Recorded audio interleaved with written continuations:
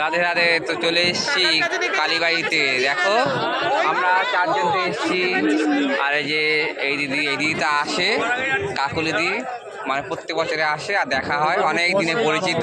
আর আমার টেপরি ভাগ্নি ওখানে লাইন দিয়েছে, ওই যেখানটায় ও হচ্ছে হাতে করে খাবে, কিন্তু আমরা ওখানে বসে খাবো, তাই একটুখানি অপেক্ষা করছি। না, ঠাকুরের পোশাক একটু বসে না করা হয় নাকি বলো তো? দেখো কত খুব দারুণ লাগে, মানে দারুণ লাগে, কত লোক। এত রাতে এসছি, আমি ভালো মনে হয় লোক মনে হয় ফাঁকা হয়ে যাবে, খুব তাড়াতাড়ি পুজো হয়ে যায় এখানে, কিন্তু না, দেখছি এখনো লোক আসছে, ভালোই ভিড়।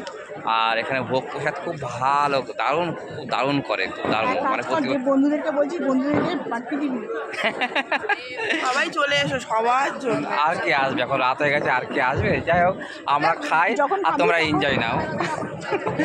আমরা খাচ্ছি, তোমাদের সবার নাম করে খাবো, হ্যাঁ? যারা ভিডিও দেখছো তাদের পেটে চলে যাবে মায়ের প্রসাদ। কত কোটি মানুষ, যাই হোক, মায়ের প্রসাদ মা যদি মুখে তুলিস বাড়িতে করে নিয়ে যাবে ট্যাঙ্কে করে। হ্যাপি দীপাবলি, বাবাই।